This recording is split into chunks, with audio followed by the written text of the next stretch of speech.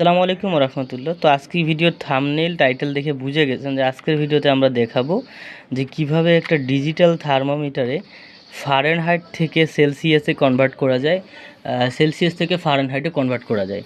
So আমরা অনেকেই দেখা যাচ্ছে যখন আমরা এটাকে ইউজ করি, আমি কিছুক্ষণ আগেই কিন্তু ইউজ করলাম, আমার এক ভাইয়ের জ্বর মাপছি।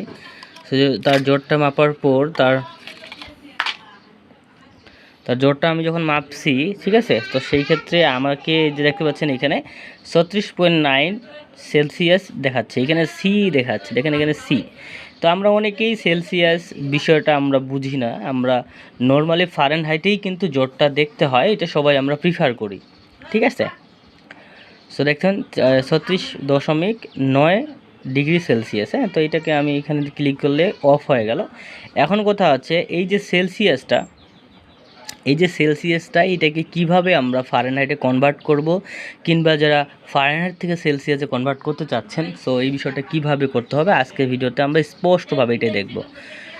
সো অনেক ডিজিটাল থার্মোমিটারে কিন্তু 10 সেকেন্ডেই জ্বর দেখা যায়, বাট এগুলা কিন্তু আপনার 130 থেকে 150 টাকার মধ্যেই পাওয়া যায়, ঠিক আছে। তো যেগুলাতে হচ্ছে যে 10 সেকেন্ডে জ্বর দেখা যায় ওগুলো কিন্তু আসলে অরিজিনাল, বাট এটা একটু সময় লাগে, ঠিক আছে। সো দেখেন সেলসিয়াসটাকে ফারেনহাইটে কনভার্ট করার জন্য আমাদেরকে কি করতে হবে, আমরা হচ্ছে যে দেখেন এইখানে নর্মালি দেখাচ্ছে, আমরা বন্ধ করে নেব একবার, ঠিক আছে। বন্ধ করে নেওয়ার পর আমরা এইখানে 5 সেকেন্ড চাপে ধরে থাকবো, ঠিক আছে। দেখেন 1 2 3 4 5। সো দেখতে পাচ্ছেন এখানে কিন্তু এফ চলে আসছে, অর্থাৎ ফারেনহাইট কিন্তু চলে আসছে, ঠিক আছে। আবার যদি ফারেনহাইট থেকে সেলসিয়াসে কনভার্ট করতে চাই আবার বন্ধ করে দিব। দেখেন আমি বন্ধ করার পরে কি করতে হবে, আবার আমাদেরকে 5 সেকেন্ড চাপে ধরে থাকতে হবে। দেখেন 1 2 3, দেখেন 3 সেকেন্ডে আমাদের চেঞ্জ হয়ে গেছে সেলসিয়াসে। সো আমরা যদি এখানে 5 সেকেন্ড চাপে ধরে থাকি, দেখেন ফারেনহাইটে আমাদের হয়ে গেল। সো আমি এখন আমার একটা ভাইয়ের এটা চেক করব, ঠিক আছে। সো এই যে দেখতে পাচ্ছেন আমার যে ভাইয়ের খুব জোর না, সো তার এটা এখন আমরা একটু বগলে দিয়ে একটু চেক করব। সো এটা তুমি এখানে দিয়ে দাও। সো দেখতে পাচ্ছেন সে বগলে অলরেডি দিয়ে দিছে।